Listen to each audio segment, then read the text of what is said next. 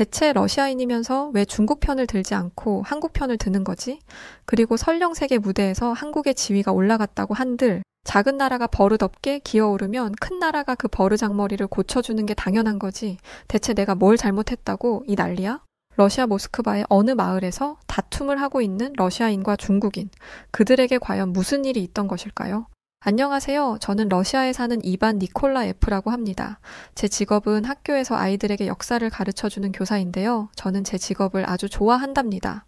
왜냐하면 우리 러시아는 과거부터 패권국의 길을 걸어왔고 그런 러시아의 발자취를 아이들에게 가르치며 민족의 자긍심을 고취시키는 것은 매우 즐겁고 영광스러운 일이니까요. 제가 러시아의 역사를 사랑하는 또 다른 이유는 돌아가신 제 아버지 때문이기도 한데요. 살아생전 제 아버지는 소련군의 장교로서 여러 전장에 나가 활약하셨죠. 대표적으로 세계 2차 대전 때 유럽을 초토화시킨 독일군은 마침내 소련의 영토를 침범했고 제 아버지는 그들에게 용감히 맞서 싸우셨어요. 지금 유럽연합의 대표랍시고 큰 소리를 치고 있는 프랑스도 당시에는 독일군에 온 국토를 점령당했었는데 우리 소련군은 달랐습니다. 용맹한 소련군은 독일군에 쉽게 밀리지 않았고 얼마 후 미군과 연합하여 독일군을 쓸어버렸죠. 세계의 역사가 완전히 바뀌어버린 그 영광스러운 전장의 한가운데 제 아버지가 계셨고 더 나아가 저의 모국이 전 세계의 리더였다는 사실에 저는 온몸에 전율이 일 만큼 자랑스러움을 느꼈답니다. 그 후로도 소련군은 한국 전쟁에서 우리의 위용을 널리 알렸고 소련이 무너지고 러시아가 된 현재까지도 우리는 강대국의 지위를 견고하게 유지하고 있죠. 비록 지금은 세계 1위 자리를 두고 다투던 예전에 비해 러시아의 입지가 줄어들었다고는 하지만 그래도 우리에게는 엄청난 지하 자원과 뛰어난 우주공학 기술과 첨단 무기들이 있으니 언젠가 우리가 인류 국가로 재도약하는 것은 당연한 일이었고 그렇기에 저는 늘 러시아에 대한 자부심을 품고 살아왔어요. 저는 제가 가르치는 학생들에게는 물론 제 아들, 딸들에게도 영광스러운 러시아의 역사를 알려주며 언제 어디서든 러시아의 국민임을 자랑스럽게 여기며 살아가라고 했죠. 다행히 제 첫째 아들과 둘째 딸은 제 가르침을 받아 훌륭한 러시아인으로 자라났어요. 특히 늦둥이로 태어난 막내딸이 러시아 최고의 약대에 합격하며 제 기대를 한 몸에 받았답니다. 막내딸은 제 아내를 닮아 얼굴도 빼어나게 예뻐서 나중에 저 아이가 어떤 훌륭한 신랑감을 데려오려나 기대되기도 했죠. 하지만 기대가 너무 컸던 탓일까요? 막내는 엄청난 사고를 치며 절 충격에 빠뜨리고 말았습니다. 약대 졸업을 며칠 남겨둔 어느 날 막내는 뜬금없이 가족들을 불러 모으더니 한국 남자와 결혼하겠다는 폭탄 선언을 했고 저는 너무 놀라서 그대로 얼어붙고 말았죠. 그런데 막내의 폭탄 발언은 거기서 끝이 아니었어요. 막내는 결혼식을 올린 뒤 아예 한국에 가서 평생 살 생각을 하고 있었습니다. 저는 너무 기가 막혔지만 일단 이게 다 어떻게 된 일인지 자초지종을 설명해 보라고 했죠. 그러자 막내는 해맑게 웃으며 그 한국 남자와는 대학교에서 만났는데 러시아 남자들과는 다른 다정함과 섬세함이 마음에 들었고 무엇보다 그는 똑똑하고 배울 점이 많은 사람이라서 평생 존경하며 살 수 있을 것 같다고 하더군요. 그 이야기를 듣고 저는 답답함에 가슴을 쾅쾅 치면서 이렇게 말했어요. 러시아에는 한국보다 똑똑한 남자들이 훨씬 더 많아. 그런 힘없고 작은 나라 출신에게서 뭘 배울 게 있다는 거니? 게다가 그 나라는 한국 전쟁 때 우리 소련군에게 짓밟혀 다 죽을 뻔하다가 겨우 목숨만 건진 빈민국이라고. 대체 네가 뭐가 아쉬워서 그런 나라에 시집을 가? 제 말을 들은 막내는 아빠는 너무 옛날 사람이라며 현재 한국은 세계에서 10손가락 안에 꼽히는 초인류 강대국이라고 강경하게 나오더군요. 그러면서 더는 제 말을 들으려 하지 않았죠. 저는 그 한국 놈이 우리 순진한 막내를 아주 단단히도 꼬여냈구나 하는 생각에 너무도 분했어요. 주변에서 들려오는 풍문에 따르면 아시아의 빈민국 출신들이 강대국의 국적을 얻기 위해 일부러 결혼을 하기도 한다던데 제가 보기에는 그 한국 놈이 우리 막내에게 계획적으로 접근한 것이 불보듯 뻔했고 저는 절대 이대로 가만히 있을 수 없었죠. 결혼이라는 것은 서로 사랑하는 사람이 만나는 것도 중요하지만 비슷한 급의 사람들이 만나는 것도 중요하잖아요. 왜냐하면 부부는 평생을 함께 살아가야 하니까요. 출신이 다른 사람들이 만나면 탈이 나기 마련이고 결국 그 관계는 파탄이 날 수밖에 없죠. 저는 제 소중한 막내딸이 그런 가시밭길을 걸어가게 둘 수 없었고 이 사태를 어떻게 수습하면 좋을지 고민하기 시작했어요.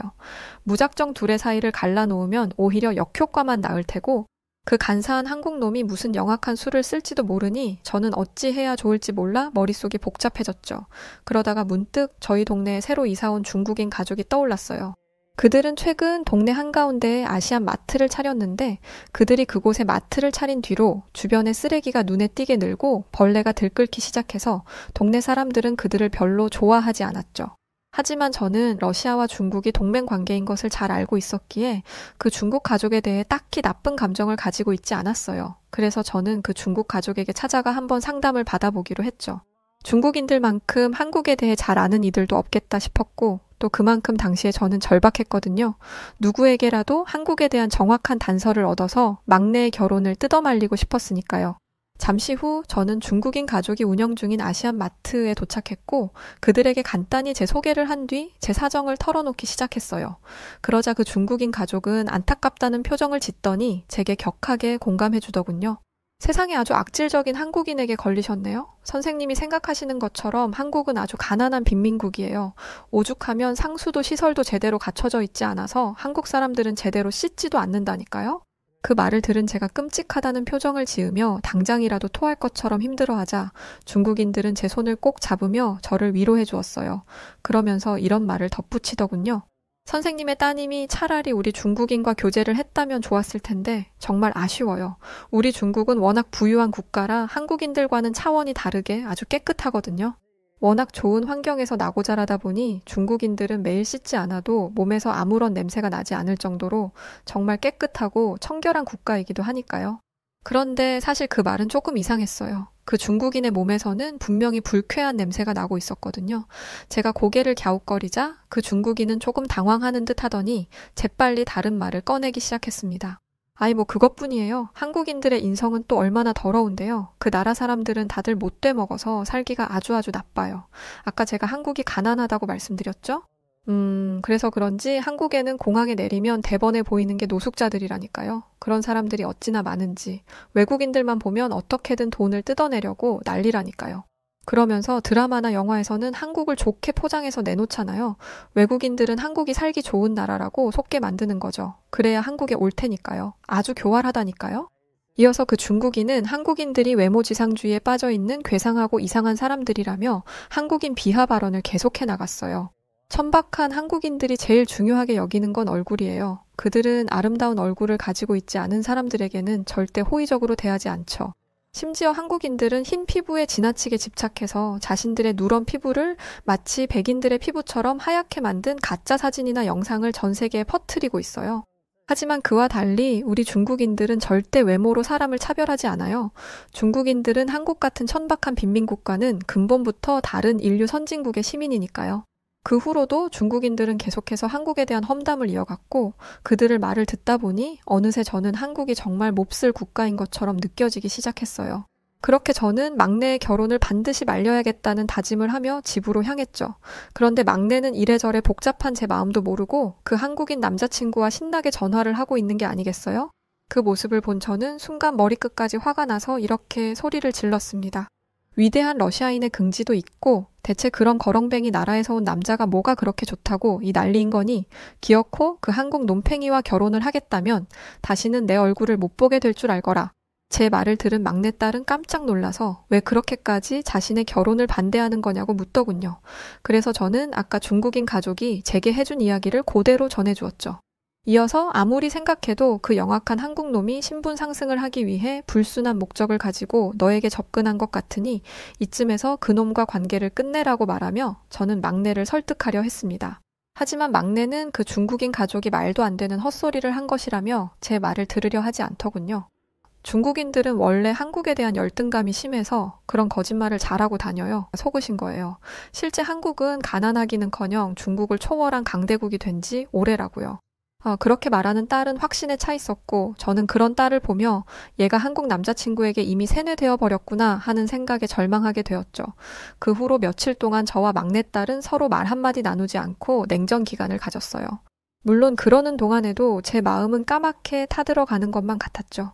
그러던 어느 날 갑자기 막내가 저에게 비행기 티켓을 내밀었어요. 남자친구가 결제한 한국행 비행기 티켓이에요. 한국이 선진국이라고 아무리 말해도 믿지 않는다고 하니까 이걸 준비해 왔더라고요. 며칠 뒤에 출발 예정이니까 저희랑 같이 한국에 가봐요. 그리고 가서 한국이 어떤 곳인지 직접 확인해 보세요.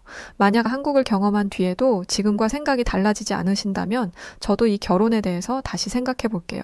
그 말을 들은 저는 한국 놈들이 영악하고 장꾀를 잘 쓴다더니 진짜구나 라는 생각이 들었어요. 자기가 이렇게 나오면 제가 못 이기는 척 결혼을 허락할 줄 알고 이런 짓을 꾸민 것 같은데 그건 천만의 말씀이었습니다. 저는 오냐 잘됐다 하고 한국에 가겠다고 했어요. 당시에 저는 한국이 우리 러시아와 급이 맞지 않는 빈곤하기만 한 국가라고 확신하고 있었고 직접 빈민국 한국의 참혹한 현실을 확인하게 된다면 막내도 더 이상 이 결혼을 고집할 수 없을 것이라 생각했으니까요. 그렇게 며칠 뒤 저는 한국행 비행기에 몸을 싣게 되었답니다. 마음 한켠에는 어떻게 하면 막내딸을 최대한 빨리 파혼시킬 수 있을까 고민하면서 말이죠. 물론 자식 이기는 부모 없다고 막내가 이렇게 좋다고 하는데 저도 그냥 못 이기는 척 이 결혼을 받아들일까 하는 생각을 안 해본 것은 아닙니다. 하지만 결혼이라는 게 어디 그렇게 간단한 것이던가요? 비슷한 수준의 사람들끼리 만나도 헤어지는 일이 다반사인데 하물며 러시아인과 한국인의 만남이라니요? 우리 러시아는 한때나마 세계를 호령해본 나라지만 한국은 전 세계 서열의 맨 끝에서 빌빌거리기나 하던 나라 아닌가요? 이건 한쪽이 기울어도 너무 기우는 혼사였죠. 세상 어느 부모가 이런 결혼을 허락할 수 있겠습니까? 차라리 막내를 평생 시집을 안 보내고 말지. 이런 결혼을 절대 시킬 수 없었어요. 그런 생각을 하고 있을 때쯤 비행기가 곧 착륙한다는 안내 방송이 나오더군요. 내릴 준비를 하며 무심코 창밖을 내려다보는데 한적한 시골 풍경이 보일 것이란 제 예상과 달리 상당히 발달된 도시가 불빛을 내뿜고 있었어요. 막내에게 듣기로는 인천은 한국의 수도인 서울에서 꽤나 떨어진 곳이라고 했는데 이 정도로 발전된 모습이라니 인천공항에 도착하면 낙후된 시설과 러시아보다 작은 규모를 보며 한껏 비웃어 주려고 했는데 처음부터 제 계획이 어긋나 버리자 저는 당황하기 시작했죠. 이어서 저는 인천공항에 도착했고 충격은 계속되었어요. 사실 러시아에는 수도인 모스크바에 공항이 3개나 있어서 저는 이미 공항의 숫자로 한국을 이겼다고 생각했거든요. 그런데 막상 인천공항을 마주하고 나니 중요한 것은 공항을 몇 개 가지고 있느냐가 아니고 어떤 퀄리티의 공항을 가지고 있느냐라는 것을 알게 되더군요. 왜냐하면 인천공항은 모스크바 공항들과 비교할 수 없을 정도로 첨단 시설을 자랑하고 있었거든요. 솔직히 모스크바 공항은 불친절한 직원들과 과장을 조금 보태서 하루 종일 걸리는 느린 일 처리 속도 때문에 평가가 좋지 않아요. 그런데 인천공항은 모든 직원들이 유창하게 영어를 구사하고 있음은 물론 첨단 디지털 장비를 이용하여 막힘없이 입국 수속을 처리하고 있었어요. 게다가 캐리어를 찾을 때도 모든 과정이 신속하고 정확하게 이루어지더군요. 한국에 오기 전에 중국인 가족이 한국은 빈곤국이라서 공항에서 도난 사고가 많이 일어난다고 했었는데 그런 걱정은 애초에 할 필요가 없는 것이었어요. 왜냐하면 한국 사람들은 모두 서로서로 적당한 거리를 두고 질서 정연하게 줄을 서서 기다렸고 자신의 짐을 찾으면 지체 없이 자리를 떠났거든요. 그들은 남의 물건에 일체 관심을 보이지 않았어요. 모스크바 공항에서는 혹시라도 물건을 도난당할까봐 캐리어에 자물쇠까지 달아놓는 일이 빈번하거든요. 그런데 대체 뭐가 어떻게 된 것인지 한국 공항에서는 모두가 편안한 얼굴로 서로를 경계하지 않고 다니더라고요. 오히려 겁먹은 얼굴로 제 가방을 감싸 안고 다니는 제가 바보 같아 보일 지경이었죠. 상황이 이렇게 되자 저는 한국의 실체에 대해 궁금해지기 시작했어요. 믿기지는 않지만 막내딸이 말한 대로 내가 모르는 사이에 한국이 정말 선진국이 된 것인지 아니면 중국인 가족들이 경고했던 대로 영악한 한국인들이 그럴싸하게 연기를 하고 있는 것인지 아직은 알 수 없었죠. 그렇게 알쏭달쏭한 마음으로 저는 막내의 남자친구가 장만해두었다는 서울의 아파트로 가게 되었어요. 그곳은 앞으로 막내가 결혼을 하면 신혼집으로 쓸 곳이었는데 사실 저는 그것도 마음에 들지 않았답니다. 번듯한 주택도 아니고 고작 아파트에서 신혼을 시작할 우리 딸이 너무 가여웠거든요. 아파트라는 게 뭡니까? 돈 없는 서민들이 다닥다닥 모여 사는 허름한 주거 공간이지 않습니까? 내 소중한 딸을 데려다가 그런 곳에서 고생을 시킬 생각을 하다니 정말 생각할수록 저는 저 한국놈이 괘씸했어요. 그런데 잠시 후 도착한 한국의 아파트에서 저는 기절할 만큼 놀라게 되었답니다. 그곳은 한국에서 주상복합이라고 부른다는 고층 아파트였는데 외관이 마치 호텔처럼 고급스럽더군요. 제가 생각했던 아파트는 당장이라도 쓰러질 것 같은 낡고 허름한 건물이었는데 한국의 아파트는 그런 것이 아니었어요.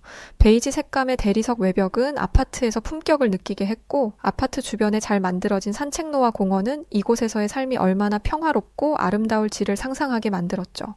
이어서 아파트 내부로 들어가자 더 아름답고 훌륭한 인테리어를 볼 수 있었는데 우선 현관을 따라 나 있는 작은 복도에 미색의 핀 조명들이 설치되어 있어서 이곳이 마치 갤러리 같다는 느낌을 주더군요.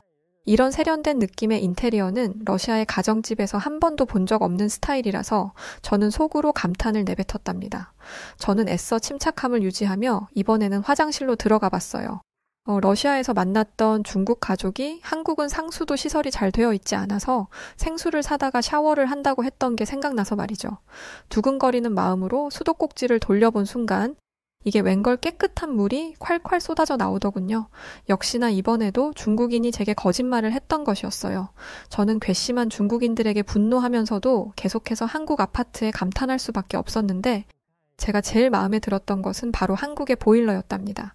제가 한국에 방문했던 때는 1월 초로 날씨가 한창 추웠었는데 신기하게도 아파트 내부에 들어서는 순간 추위가 싹 가시더라고요. 처음에 저는 히터가 세게 틀어져 있나 했어요. 그런데 히터가 틀어져 있다기에는 공기가 건조하지 않더라고요.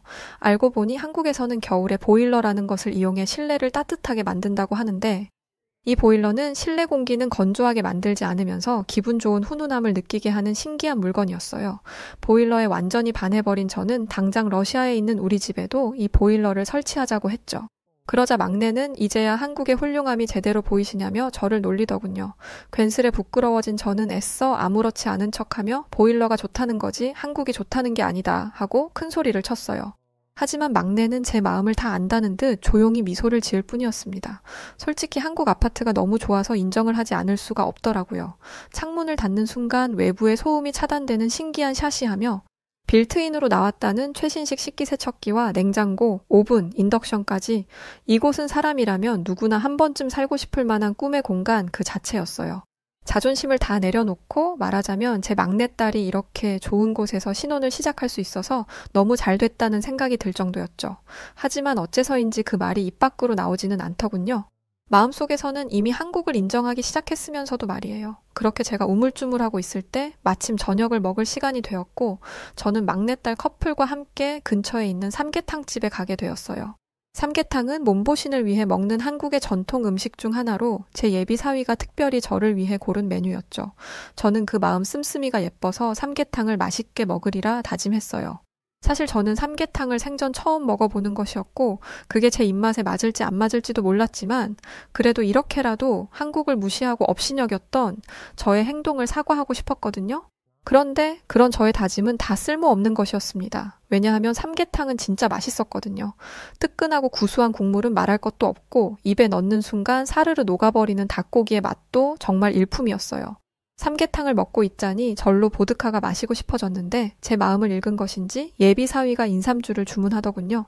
인삼주는 보드카처럼 화끈하면서도 목 넘김이 부드럽고 향기로운 맛이 인상적이었어요. 그때 문득 이 인삼주가 한국과 비슷하다는 생각이 들더군요. 저는 어리석게도 과거의 영광에 취해 한국을 무시했지만 한국은 러시아 못지않게 강력한 선진국이었고 그러면서 동시에 특유의 세련됨과 여유로움을 갖춘 나라였어요. 그런 생각이 들자 이제는 고집 부리지 말고 막내의 결혼을 허락해야겠다는 결심이 서더군요. 한국은 정말 살기 좋은 나라구나. 그동안 세월이 많이 흘렀고 한국도 몰라보게 변했는데 나만 옛날 그 자리에 고인 물처럼 썩어가고 있던 거였어. 이제 너희 두 사람의 결혼을 기쁜 마음으로 허락할 테니 어리석었던 이 아빠를 용서해 주겠니? 제 말을 들은 막내와 예비 사위는 더없이 기쁜 미소를 지으며 제게 안겨왔어요. 그 순간 저는 그동안 못나게 굴었던 제 자신이 싫어지더군요. 이렇게 한국에 직접 와서 보면 단 몇 시간 만에 진짜 한국의 모습을 알 수 있었는데 중국인들의 거짓말에 바보처럼 속았던 것도 너무 한심하게 느껴졌고요. 정말이지 여러모로 부끄러움에 고개를 들 수 없는 시간이었습니다. 그렇게 반성하며 삼계탕집을 나서자 어느새 늦은 밤 시간이 되었더군요. 그런데 한국의 밤거리에는 여전히 많은 사람들이 활기찬 모습으로 돌아다니고 있었어요. 심지어 어떤 젊은 부부는 유모차에 아기를 태우고 밤 산책을 하고 있더군요. 러시아에는 마피아들이 활개를 치고 있어서 늦은 시간에 돌아다니는 것을 상상조차 할 수 없는데 말이죠. 하지만 한국 사람들에게는 오히려 그런 범죄가 상상조차 할 수 없는 일이었어요.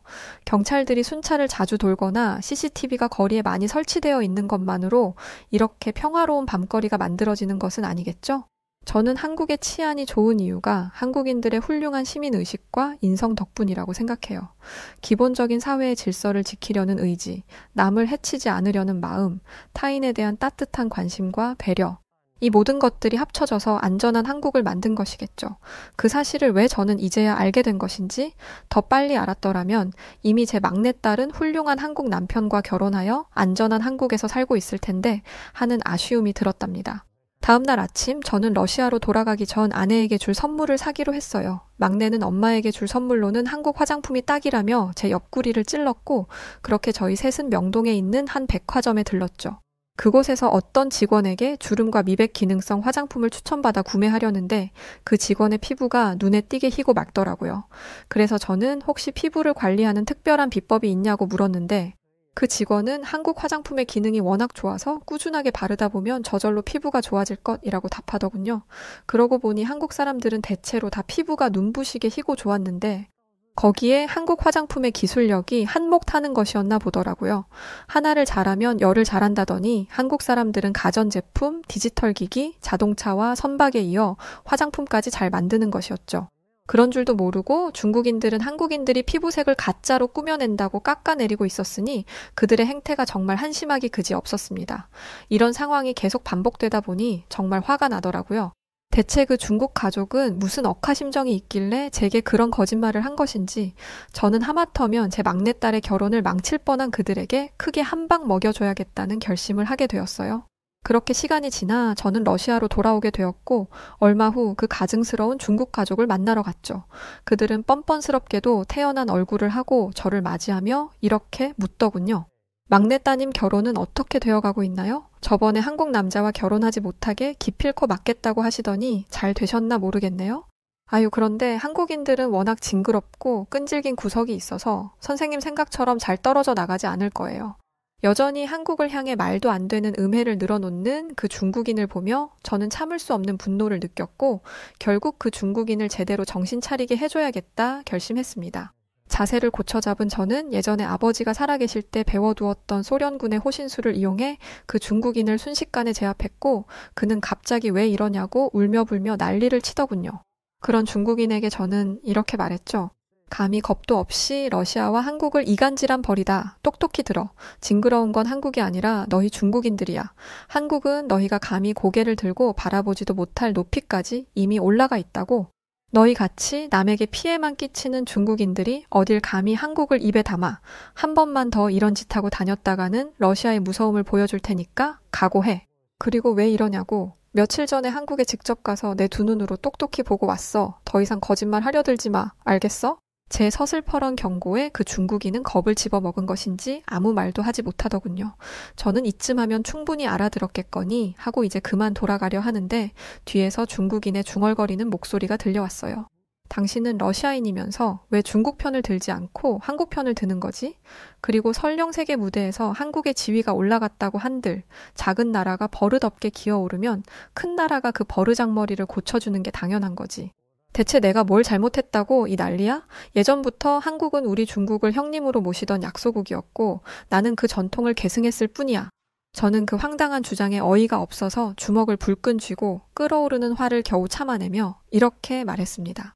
한국을 너희 수준으로 떨어뜨리고 싶으니까 그렇게 한국 욕을 하고 다니나 본데 착각하지 마. 중국인들이 아무리 한국에 대한 험담을 하고 다녀도 한국의 품격은 조금도 손상되지 않으니까. 왜냐하면 한국을 직접 경험해본 사람은 한국에게 진심으로 반하게 되어 있거든. 반면에 중국을 직접 경험해본 사람은 중국에게 진심으로 질리게 되어 있지. 제 말을 들은 중국인은 멋씹은 얼굴을 해가지고는 저를 있는 대로 노려보았고 저 역시 지지 않고 그를 무시하는 눈빛으로 바라봐 주었습니다. 왜 한국 깎아내리기 작전이 실패해서 분해?